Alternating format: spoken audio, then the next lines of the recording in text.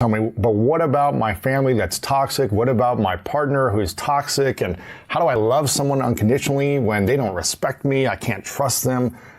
What about situations like all those reactions are natural human reactions from ego. Because it's all about you, me, what I'm not getting, what I'm not doing, and that's why you're in pain. And so I'm not telling you like I haven't done this shit. I've done it too in the past, but it's an old pattern I don't really do anymore. And it used to affect me. Now, not a dominant one, I wouldn't have become who I become.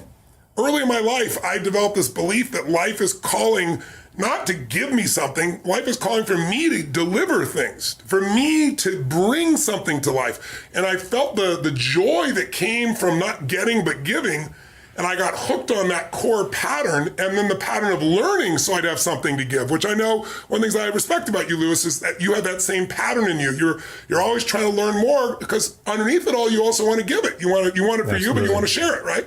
And so those patterns help me not be in what they're not giving me. And all this language, today people don't understand the power of their language, like toxic.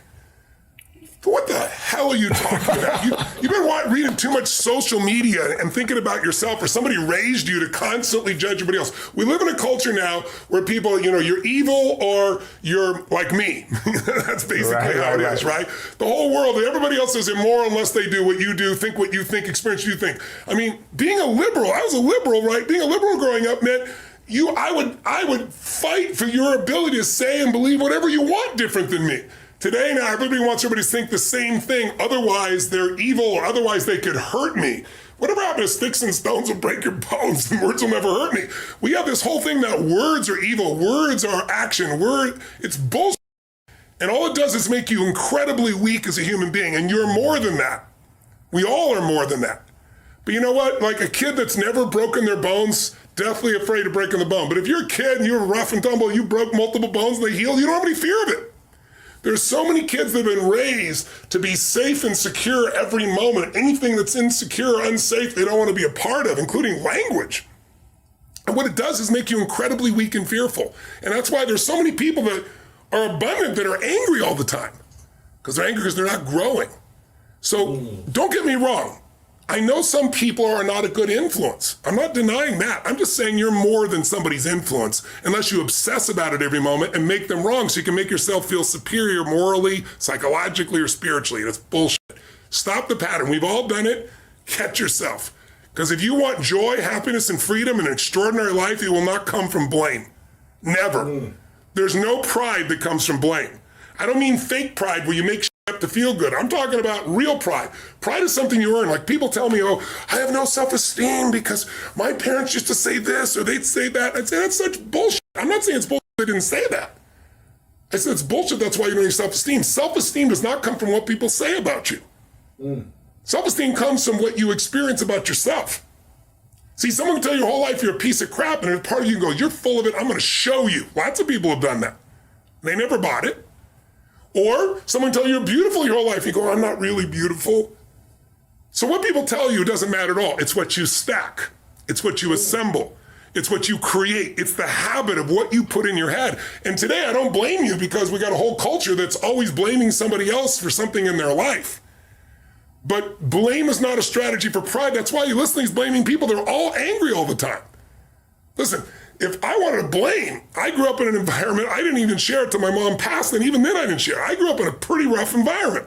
My mom was a beautiful soul, but when she drank alcohol and she mixed it with prescription drugs, it was a different creature, and it was a violent creature.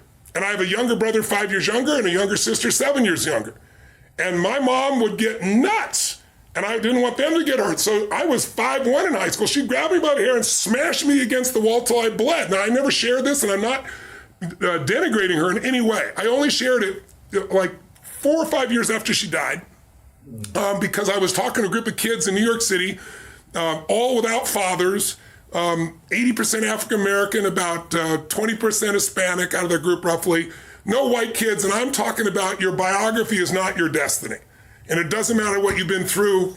What you decide now is what's going to control your life. What you decide each day going forward is going to decide your life. And I look at them seeing me, and I can read their minds. This big, tall, white, rich guy is going to tell me biography doesn't matter. So I said, let me tell you my story. And I told them the whole story, way more than I'm telling you. And every one of them was crying their eyes up when they're done. I said, look where I am right now. Because I wouldn't assemble the story that my past equals my future. The past only equals your future if you live there. If you're using a rear view mirror to guide yourself, you're gonna crash. So what you've been through is horrific. What you've been through is unjust. I'm on your side. But if you hang on to it, you have no future. And you have no one to blame but yourself. And these kids, to their credit, man, they just responded to the challenge because they first cried their eyes out hearing all the stories. My mom would think I was lying, and I wasn't lying. She poured liquid soap down my throat till I threw up, and I wasn't lying. So it's not the physical abuse, it's the fact that this is the person you love most that's trying to hurt you that messes with your head. So I could have been messed up for life, but I didn't. Because something inside me says, I'm responsible for this life. And part of that is because I started reading when I was 13, 14 biographies of people, the greatest people in history, and reading their lives and finding out, guess what? Their lives were far from perfect. Some of them had worse lives than I had. But when you have no reference and all you do is go online, you talk to other people, making everybody else toxic, and I'm like this, and they didn't do that, then you get to have the shitty life just like those other people. Why are they online so much? Because they don't have a life. Right? Don't be one of those. Free yourself from the chains of your past. I'm not saying your past doesn't matter, but listen, my mother, I tell people this all the time, and it's the truth. If my mother had been the mother I wanted her to be, the mother she should have been, I would not be the man I'm proud to be today. Because I had to become a practical psychologist way before any schooling, figure out when's she gonna go in the mood, how do I change her state, how do I protect her from the kids, it felt life and death, and it was to some extent. So I developed skills at such a young age. Then when I learned things, I just added to my skills, but I had a core sense of certainty that I could turn anybody around because it started with my mother. And thank God for her. And she encouraged me in so many ways. She did so many great things. And she loved me, even though it didn't look like it at times. So, right. But if your parents, if the people around you said all the things you thought they should have, if they had just not been toxic, if they'd encouraged you, you wouldn't have any muscle. And right now you don't have any muscle because you're using that as the excuse, if you're thinking that. And I'm not attacking you, brothers and sisters. I'm calling to you because I know you're more. Otherwise, I'd just keep my mouth shut. You've been hypnotized by a culture of weakness. Now, having said that, I'll say one last thing. I know you haven't got other questions, but it's so important what you've asked. Yes, there are people that you don't want to hang out with that will not serve you. But then move on. Don't sit there and talk about it constantly. Don't waste your time. And you say, but what if it's family, Tony? Mine was family too. Then you learn to grow. You go, they're in my life. If someone can get your goat, if someone can piss you off, if someone can make you feel less than, that's God coming to you saying, grow. You need some spiritual growth. There's got to be some change in your perception, your belief, your emotions, your spiritual look of life. So that can't happen anymore. And when it happens, like at 61, I've been through so many of those things, and I like to do things in mass. I took on big challenges, so I'd have to grow more. But then life throws them at you too. When they come, you just go, okay, it's going to have me until I grow. What needs a shift in me so that it no longer has an impact? But you know, Jim Rohn used to say, my original teacher, he used to say, Tony, what happens if I've got a cup of coffee here? And he'd say, what if your worst enemy drops sugar in your coffee? What's going to happen? And I go, well, you'd have sweet coffee. And he goes, what if your best friend, your mother, your father, your brother, your sister, your loved one drops one drop of strychnine? I said, you'd be dead. He goes, that's right. Life is both sugar and strychnine, so watch your coffee. His whole thing was stand guard at the door of your brain. But some people take that and go, oh my God, you can kill me. It was a metaphor. These people are not so toxic. They're toxic because you give them energy.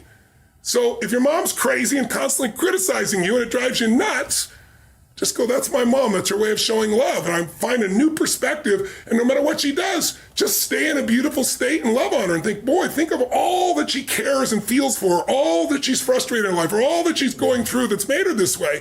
And think, God, I don't have to go through this. I can love her. It's like your growth is the only limit to your happiness. If you're not happy, you're not growing in some area. And usually it's a place where you're blaming, you're pointing the finger. I don't care if it's government, don't get me wrong. People can be unfair, unjust, that's for sure happens. But you can't control that. You can't make it not happen.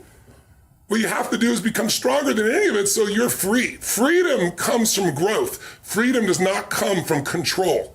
Because control's an illusion. You can't control everybody. No matter how hard you try, you can't control what they think or feel. And not everybody's going to be fair and just. And you, my dear friends, and I have not always been fair and just. Whether we admit it or not, it's just the nature of being, a human being. But we can make the largest pattern fair and just and loving and powerful and serving and growing until it becomes the dominant thing inside you. And then you experience life as being great, not you're great. Life's great because you're living a great path.